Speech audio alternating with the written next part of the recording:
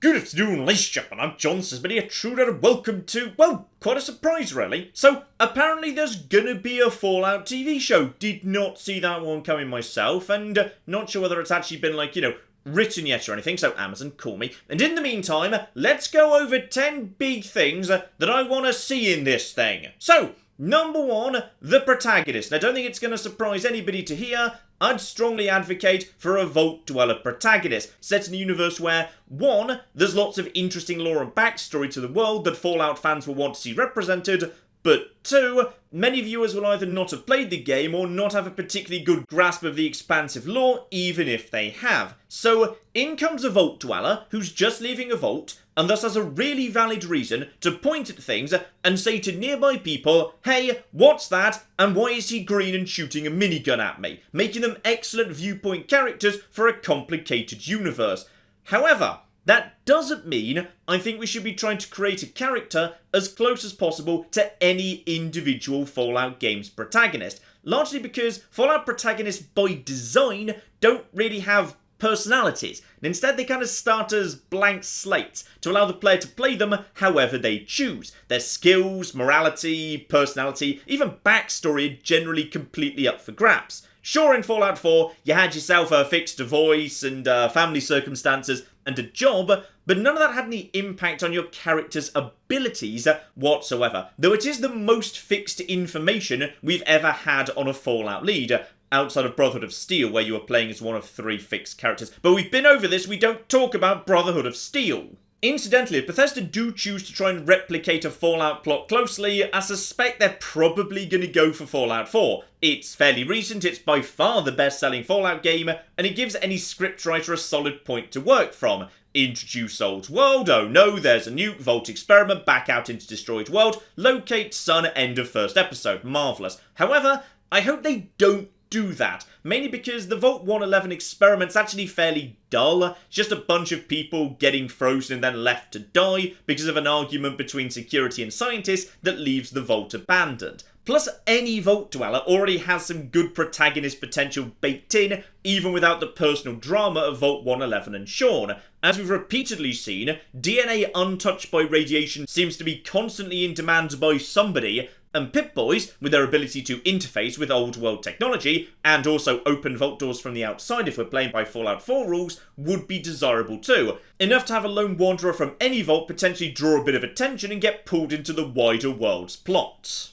However, if I did have to pick a vault to open our series with, 2 come to mind. The first is Vault 81 from Fallout 4. It's a nice simple experiment with a good dark twist. The residents think they're perfectly safe, but there's a secret second vault filled with scientists, treating them like human guinea pigs, deliberately infecting them with diseases and then cures to test their viability. In the game, the Overseers sabotaged that experiment, so the residents were actually completely safe all along. But, well, we can make some little tweaks. Like we could join our new hero in the middle of a mysterious vault epidemic in a crowded, sealed vault where everyone's starting to be a little bit on edge. On the very day, the first evidence is discovered by residents that something's not right. You could have the Overseer and Vault Security trying to cover it up, our hero sneaking into the secret vault and discovering the scientists, the science team trying to purge the whole vault as the experiments unravel. We could even have rampaging lab animals if we draw from the game,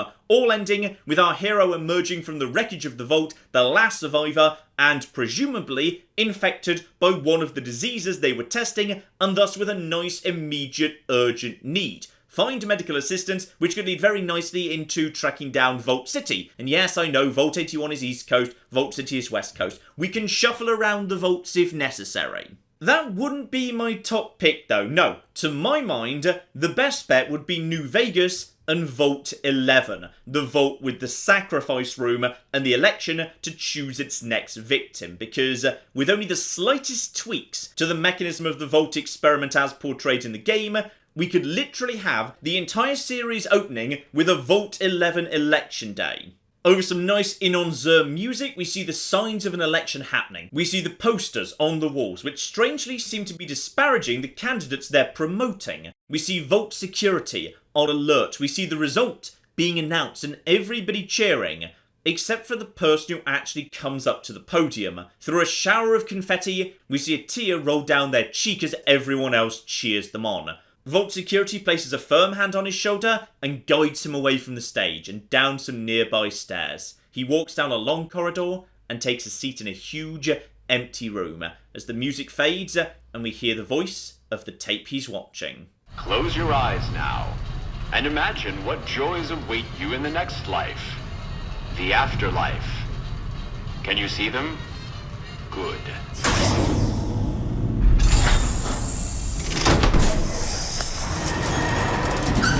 Do not. Now that's a strong opening few minutes to my mind, because if you're a Fallout fan, it's a love letter to the best vault in the best Fallout game. And if you're not, it's a good way of establishing tone. It's dark, it's messed up, it's mysterious. Now we'd want to spend the rest of the episode in the Vault too, seeing the Vault Dwellers attend education that's just propaganda, cramped conditions, a regimented life where the Overseer controls everything, and they do their assigned tasks while waiting for the all-clear signal that will come just as soon as Vault-Tec and the US government have finished cleaning up the last of the radiation and rebuilding key infrastructure. As well as establishing, of course, that somebody must be chosen to be sacrificed once per month, or life support will shut down. Naturally, our protagonist gets elected for sacrifice the following month, maybe for asking too many questions for the Overseer's liking, if that's a personality trait we fancy for our hero, and we follow them down to the chamber, but at the moment of death, the system breaks down, revealing the mechanisms in the wall and the truth. The life support's never going to be turned off, people were being sacrificed for nothing. Chaos breaks out as the revelation spreads, and our hero or heroes flee the vault, perhaps after a guilt-ridden resident sets the reactor to overload. We end the episode as our hero's eyes adjust to the sunlight for the first time, just like in Fallout 3, to reveal a dead, desolate wasteland. Now that's a couple of options anyway, and just on the strength of having a protagonist that's brand new to the world, I think that's definitely a good case for going down the Vault Dweller protagonist route. Number 2, let's talk about setting, because the Fallout TV series doesn't really mean anything by itself, because the world of Fallout has changed a lot over the years. But okay, you know what, this is fun. Let's go over the different levels of societal advancement that we see in Fallout games.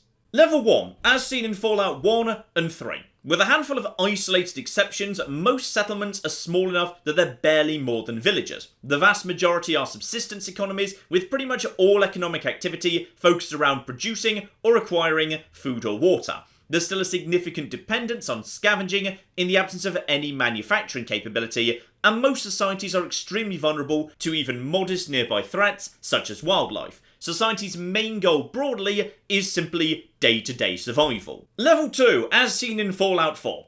Towns exist with basic provisions and social structures fairly well secured. People don't seem to be afraid of imminent death within their towns, but the outside world still poses significant risks, and accordingly, much more effort is put into defence, walls, patrols, etc., than attempting to pacify the surrounding areas. The main goal of society seems to be achieving sustainable self-sufficiency. Level 3, as seen in Fallout 2. Cities exist with significant economies and production capabilities. Trade and travel are commonplace, though not entirely safe. Cars return in very limited numbers. There are political bodies that can reasonably claim to effectively control significant stretches of land. Large societies are focused mainly on the acquisition of resources and establishing dominance over their immediate neighbours. And finally, level 4, as seen in Fallout New Vegas. Empires exist and there is clear evidence of advanced economies and significant professional military forces, including the ability to operate and maintain advanced pre-war tech such as vertibirds. Trade is widespread and conducted by large rich companies. Major routes between cities are patrolled and largely safe. Tourism and luxury goods are not uncommon. Scientific advancement has resumed and the largest societies are engaged in empire building, with the goal of seizing valuable territory even in the face of organised military opposition.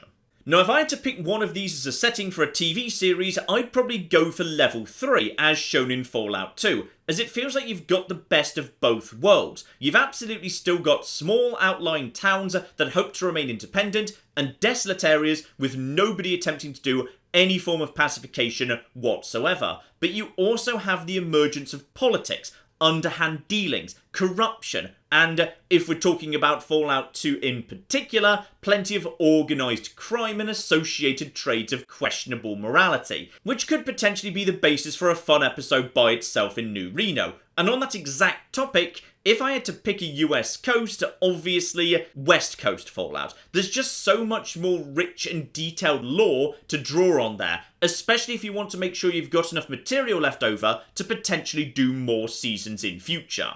Number 3, the main overarching narrative. So, in my fantasy Fallout TV series, it's the West Coast, somewhere around Fallout 2 levels of development. But what's the exact period we want this to be set in? What's happening that drives the world forward and gives things a bit of urgency? Well, you know the weird thing about the history of Fallout on the West Coast? Possibly the single most exciting long-running war in the history of the region just sort of happens off screen. And we only hear about it in passing, which makes it the perfect candidate to include, because it's something that even big Fallout fans haven't seen before.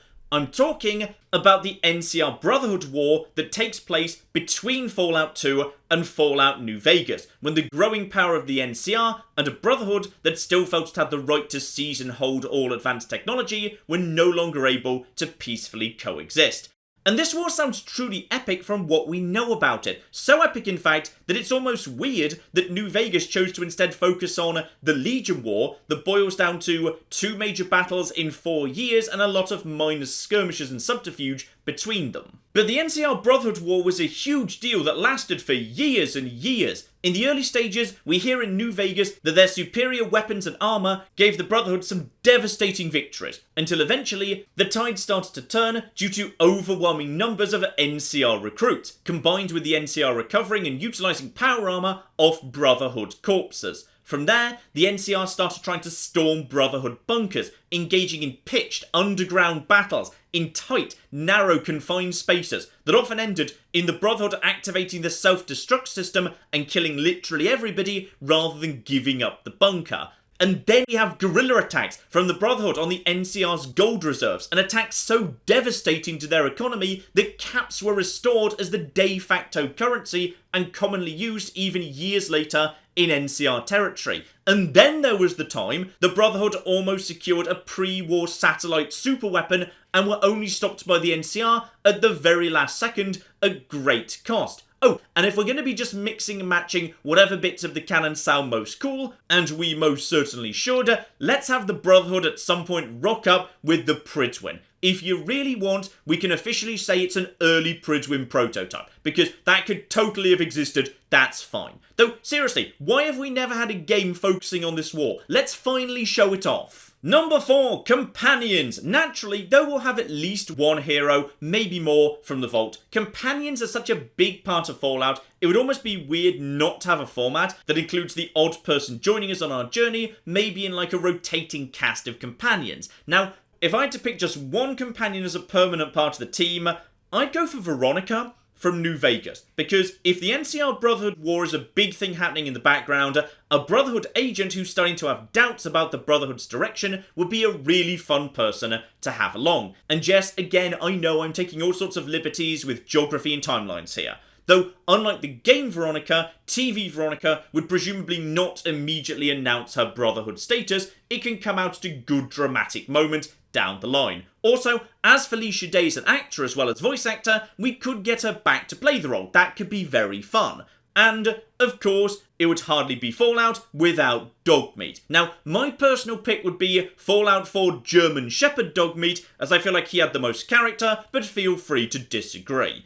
Other than that, a brief period travelling with certain other traditional companions might be fun. I wouldn't mind seeing Kate for a bit, as you know, a bit of hard drinking and hard fighting sounds fun, and personally, I was always sad we didn't get to see more of Fallout 3's Charon, a ghoul who's been brainwashed into following any order given by the owner of his contract. His previous owner in Underworld hints that Charon deserves this fate due to something in his past, but it's never actually revealed in Fallout 3 what that is. Number 5, the Old World. Okay, so we need to talk about pre-war America, because there's one crucial thing that any TV series has to understand before we even start. The world before the Great War is not just an aesthetic. It is not just a source of architecture. It is not just atom punk and retrofuturism that's gonna look really good in a trailer.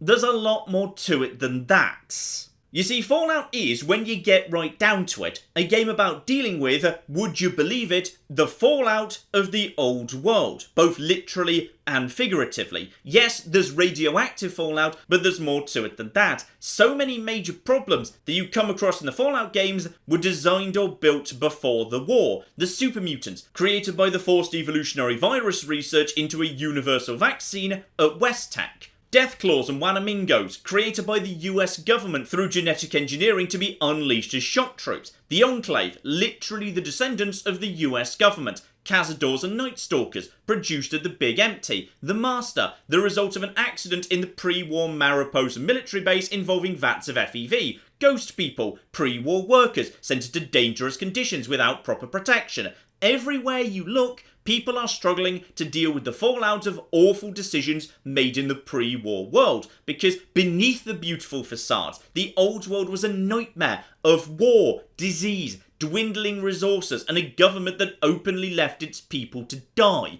And all of that's important, because one of the big recurring themes in Fallout is, how do you rebuild the world? Do you rebuild precisely what we had, or try and create something new? And so we hear the reassuring words of John Henry Eden in Fallout 3, promising that America will be along any day now to bring everybody democracy, peace and security.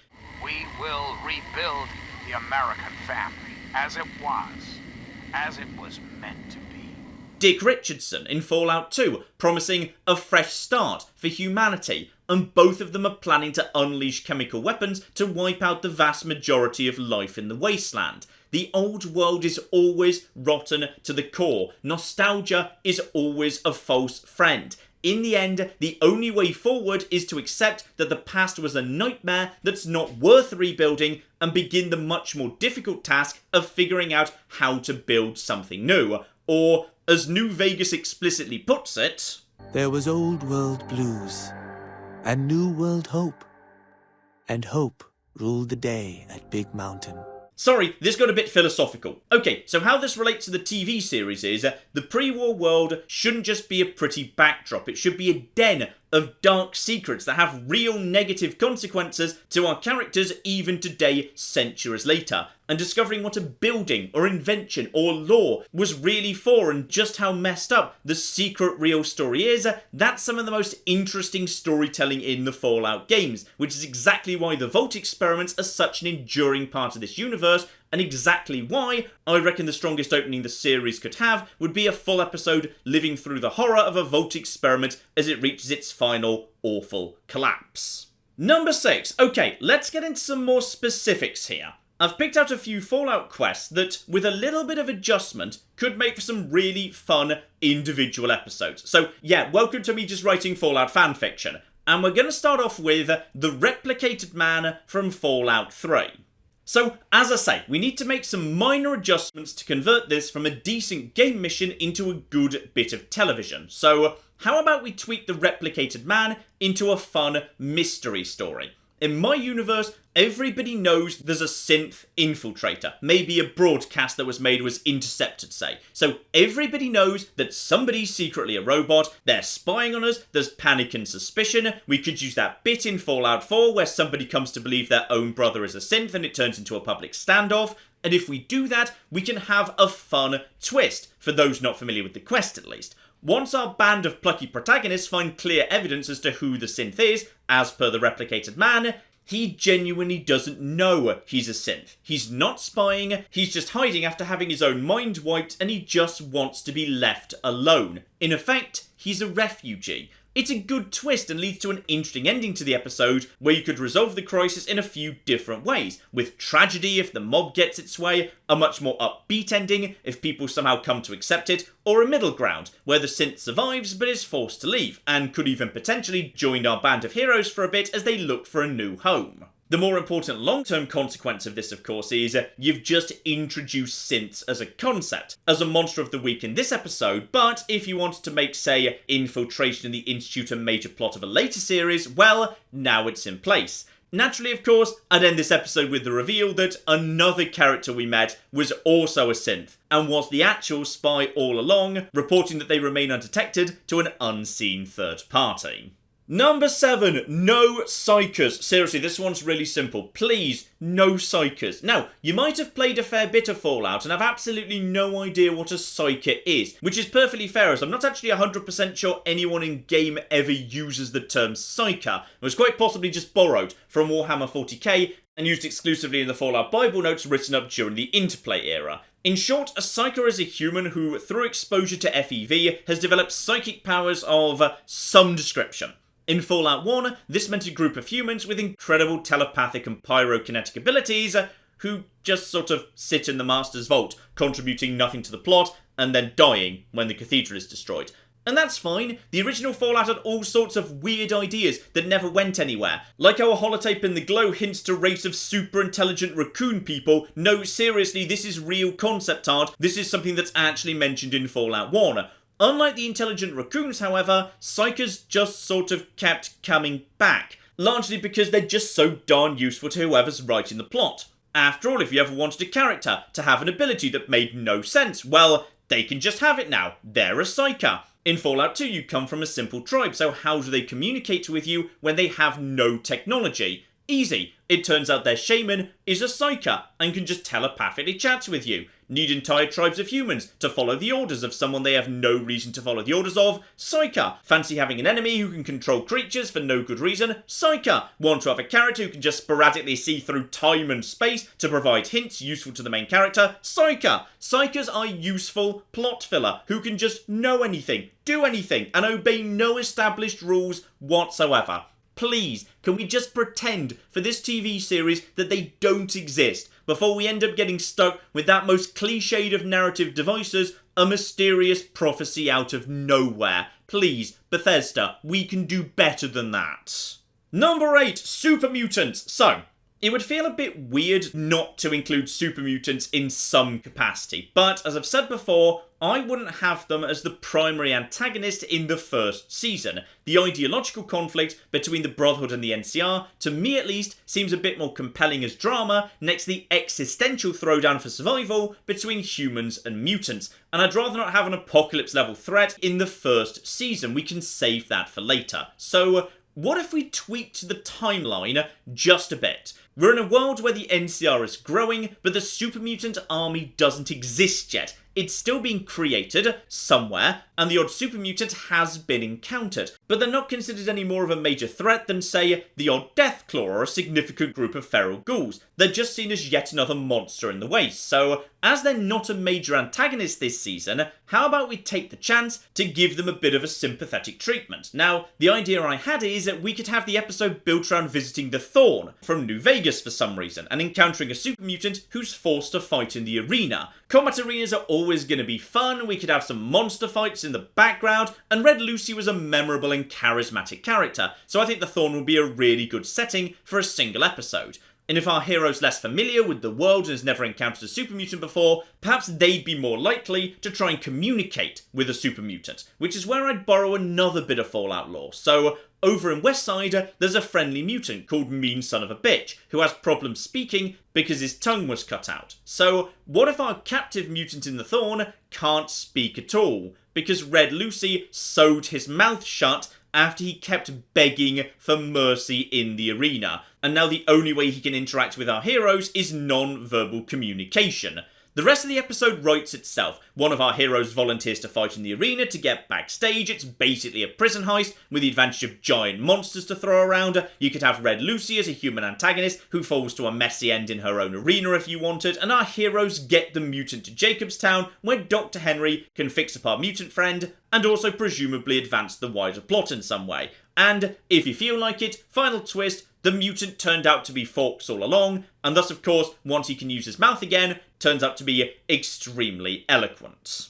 Number 9, Vault 112. So, let's talk about Tranquility Lane, perhaps my favourite set piece in all of Fallout history. Just a reminder, this was the Fallout 3 vault filled with the Tranquility Loungers, effectively putting residents into a shared virtual space. In the game, of course, you knowingly enter the simulation to rescue your dad, but for the TV series, I'd suggest a fairly major reworking of events. So our heroes could start the episode being ambushed by robots and end up getting knocked unconscious. They wake up in a hospital and are told they were rescued by the town security. They're welcome to stay as long as they want and are invited to stock up at the town store. The town is, of course, nice. Almost strangely nice, given the state of the towns we've seen so far during the series. The people seem happy, there are families, people have plenty of food and water, but our heroes find the friendly all-American atmosphere just a little bit off-putting. Think maybe something like Andale in Fallout 3. But they don't have time to investigate further, as the word comes from town security that a huge swarm of ferals is moving to attack the town and they're already completely surrounded. So we can have a fun zombie apocalypse section where our heroes try and fight back the ghouls, but in the end, the defences fall, and with death certain, and thus any convenient time dying, so I may as well tell you confessions out of the way,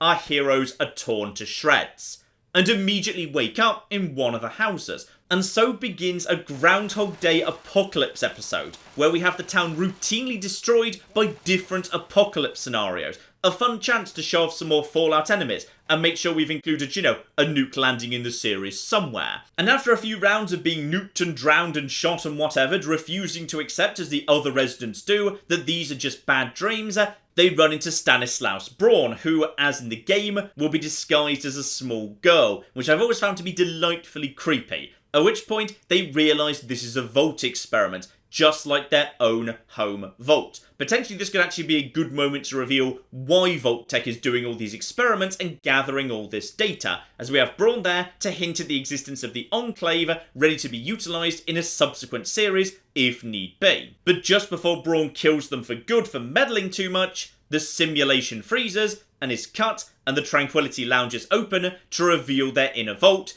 and have been pulled out by, honestly, whoever has the best plot reason to want to capture our heroes by this point, depending on which way you want to take the overarching plot. Could be the NCR or the Brotherhood. Take your pick, scriptwriters. And that could actually be a good penultimate episode, kicking off a finale where our heroes have been captured right in the middle of the final fight between the Brotherhood and the NCR. And finally, number 10, Ron Perlman. So, obviously he should be involved. He needs to say war never changes. War never changes. But I'd propose something more than that. In fact, I'd make Ron Perlman the entire season cliffhanger. So every episode begins with a bit of narration, some useful context for the episode and about the wider Fallout world too. But then, in the final episode, we go to Ron Perlman for the final scene as well. It's revealed that through this entire series, he hasn't just been the narrator. He's been giving a speech to his troops that we've just been overhearing, and we see him for the first time in character and in uniform. Now, depending on which direction you want to take the second season, he could play various different roles. Chief Hanlon would be a great fit for Ron Perlman, for example. But I'd personally have him addressing the Legion, as he finishes the entire series by pulling on his helmet and revealing that next season, Lanius is coming. Now just tell me that's not an ending you would freak out over. So, that's your lot. 10 things I want from the Fallout TV show and a flimsy excuse for me to write some Fallout fanfiction. Hopefully they come up with something good. We live in hope. Maybe when we're a bit further down the line, we've seen a few episodes or whatever, I might talk a bit more about, how it actually shakes out. We shall see. But in the meantime, I've been John. This has been Many a True Nerd, and this has been 10 things I want to see in the Fallout TV series. Thank you very much, and goodbye. If we just hide the bodies, nobody needs to know about this.